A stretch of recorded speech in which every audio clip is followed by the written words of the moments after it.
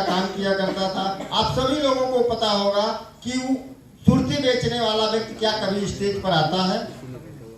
शायद नहीं। अगर वो आ भी जाए गलती से तो उसकी एक जुबान भी निकलना मुश्किल हो जाता है। कभी ऐसे ही टाइम था, मैं सुपर स्टार बना था और मुझे फूल माला पहनाकर स्टेज पर खड़ा कर दिए थे। कैंपियरगंज की बात है, दोनों सर हैं, मैं अपना नाम तक नहीं ले पाया था।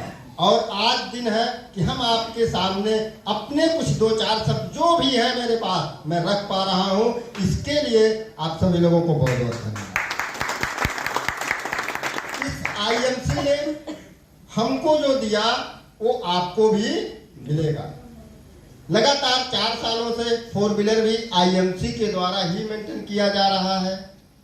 अगर आईएमसी नहीं होती तो हम कहाँ होते, ये कभी कभी हम जब सोचते हैं तो आंखों से आंसू के सिवा कुछ नहीं आता है। आप भी एक बार अपने दिल के अंदर सोच कर देखिए कि अगर आईएमसी नहीं होती तो हम कहाँ होते। इसको ध्यान में रखकर अगर आप काम को करेंगे तो कभी थकेंगे नहीं, कभी हारेंगे नहीं। इसलिए अपने अंदर एक जज्बा बनाकर रखिए और उस पुराने दिन को सिर्फ इसलिए याद रखिएगा कि मुझे सफल होना है, नहीं तो वो भी एक दिन था और आज का भी एक दिन है। मैं अभी एक कहानी के माध्यम से आप लोगों को हो सकता है वो कहानी कुछ सिखा पाए। एक व्यक्ति था और उसके पास एक लड़का था और वो काम करता था कबाड़ी का।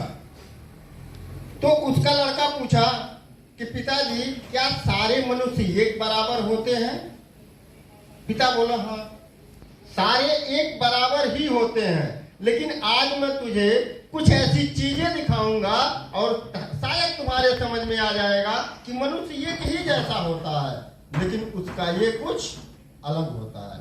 तो कबाड़ी था, एक वहां से 2 किलो का छड़ उठाया, बोला इसकी वैल्यू अभी वर्तमान में कितनी होगी? 20 रुपया।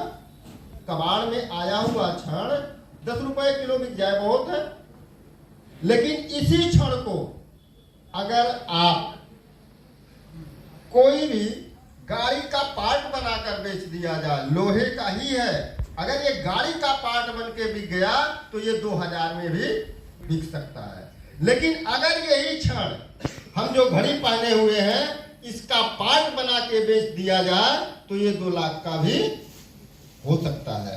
तो हम सब लोग आईएमसी में आए थे तो क्या थे? वो कबाड़ में पड़ा हुआ छड़। आज निखरते निखरते हो सकता है 2000 तक पहुंच गए हो और निखार लाएंगे तो एक दिन 1 लाख वाला भी बन जाएंगे। यानी लोहा वही है, हम इंसान वही हैं। हम लोग काला कोयला यानी रफ डायमंड हैं। जिस दिन हमारे अंदर वो निखार आएगी, हम तराशने को तैयार हो। अगर हमारे महागुरु हमको तराश रहे हैं, कोई बात बता रहे हैं तो अगर हमारे महागुरु हमको तराश रहे हैं, कोई बात बता रहे हैं तो हम सभी लोगों को उस चीज को फॉलो करना चाहिए और संभव हो तो 100% कीजिए, तब जाकर बदलाव आएगा। और बदलाव आना निश्चित है। इस दुनिया में कोई भी व्यक्ति आता है तो सब कुछ सीख के नहीं आता है, लेकिन यहीं रह के वह एक दिन सब कुछ सीख सकता है और सब कुछ सीख जाता है। क्योंकि हम सुने हैं, देखे तो नहीं है, लेकिन यह सुने हैं कि लोग सीख कर हवाई जहाज उड़ा सकते हैं और बिना सीखे साइकिल भी चलाना मुश्किल है। सही है? तो हम लोग भी सीख रहे हैं।